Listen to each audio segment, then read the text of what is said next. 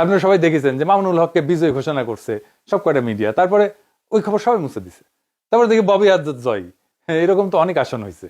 এমনকি তারেক রহমানের আসন হয়েছে, ৩৫,০০০ ব্যবধান ছিল, ১৭টা কেন্দ্র বাকি ছিল গোনা, তারেক রহমানকে বিজয়ী ঘোষণা করে দিচ্ছে। তারেক রহমানের প্রতিদ্বন্দ্বী লিখছে এটা, আমি স্ক্রিনশট নিয়ে রাখছি। ওই সময় বলছে জামাত এনসিপি ৮০টার মতো পাবে, তাই হয়েছে। আমার প্রশ্ন হইতেছে এত নিখুঁত প্রেডিকশন কেমনি করলো? তার মানে আগে থেকে সাজানো ছিল, তাই না? বিএনপি যা প্রেডিক্ট করেছিল তাই সম্ভবত পাইছে ২০০-র বেশি সিট। কোথায় যেন দেখলাম ২০৮টা। বিএনপি সরকার গঠন করবে। আমাদের তো বিজয়ী দলকে মুক্ত কণ্ঠে অভিনন্দন জানানো উচিত, তাই না? কিন্তু জানাইতে পারতেছি না মুক্ত কণ্ঠে। অভিনন্দন জানাই, অভিনন্দন জানাবো, কিন্তু মুক্ত কণ্ঠে জানাইতে পারতেছি না। কারণ আজকে আপনারা জিতছেন, কিন্তু ইতিহাস অন্যদিকে হাঁটতেছে। কিছু বিষয়ের কারণে এই ভোটের গায়ে এমনভাবে কালি লেগে গেছে, যেটা খুবই খারাপ একটা কাজ হয়েছে। খারাপ কাজটা কি সেটা আমরা আস্তে আস্তে আলাপ করব। এইটার দরকার ছিল না এইভাবে কারচুপি করার। ভোটটা সুষ্ঠু হয়েছে, কিন্তু রেজাল্ট সুষ্ঠু হয় নাই। 10:30 পর্যন্ত রেজাল্ট আসতেছে আসতেছে, মোটামুটি 2 জোট পাশাপাশি আগাইতেছে, 3-4টা সিটের গ্যাপ। কখনো এই জোট একবার আগে, কখনো আরেক জোট একবার আগে, তারপরে সব বন্ধ বেশ কিছুক্ষণ, ঘন্টা 2-1।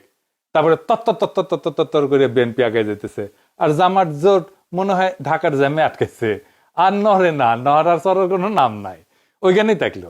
40 থেকে বিএনপি 208 হইল। আচ্ছা বলেন তো, কখনো এইভাবে ডেটা ফাংশন করে? ভোটের সব তো ডেটা, অঙ্ক, এটা কি এইভাবে ফাংশন করে? মানে এটা বিজ্ঞানের কথা, হ্যাঁ, ব্রেনটের কথা আর কি, এডুকেশনের কথা। এগুলো তো র্যান্ডম নাম্বার। যেভাবে ভোটের রেজাল্ট ঘোষণা করা হয়েছে, এর কোনো প্যাটার্ন মানে নাই। আপনি এই ডেটা যে কোনো ম্যাথমেটিক্যাল স্ট্যাটিস্টিক্যাল মডেলে ফেলেন, তারপরে দেখবেন এটা ম্যানিপুলেশন হয়েছে। একদম সেই অঙ্কে কষে এটা বুঝাই দেওয়া যাবে। আমি বুঝাই বলি একটা, ধরেন এটা 300 সিট, তাই না? 2 জোটের সাপোর্ট মোটামুটি কাছাকাছি। তো র্যান্ডম অর্ডারে সিট ডিক্লারেশনের যে ধারা একটার পর একটা আসতেছে, এইটা যদি আমি সাইমুলেশন করি, বারবার করে দেখি, ধরেন 1,00,000 বার করি, করে দেখবো যে কয়বার এরকম প্যাটার্ন আসে। প্যাটার্নটা কিরকম? যে 10:30 পর্যন্ত নেক টু নেক ফাইট চলতেছে, তারপরে টোটাল ফ্রিজ একদিকে, আর একদিকে ম্যাসিভ অ্যাক্সেলারেশন, দাম করে উঠে গেছে উপরে। এটা সম্ভাব্যতা কত? এটা সম্ভাব্যতা যদি 0-এর কাছাকাছি হয়, তাইলে এটা কারচুপি। আমি অঙ্কটা করেছি, হ্যাঁ, অঙ্ক করলে, হ্যাঁ, আমাদের বাংলার মার্টিন লুথার কিং অঙ্ক ভয় পায়, তো আমি করেছি, যদিও আমি স্ট্যাটিস্টিশিয়ান না। তাইলে এইটা হওয়ার সম্ভাবনা 0। মানে 1,90,000 বিলিয়ন কোটি বার যদি আপনি এটা করেন, তাহলে একবার আপনি এটার চান্স আছে।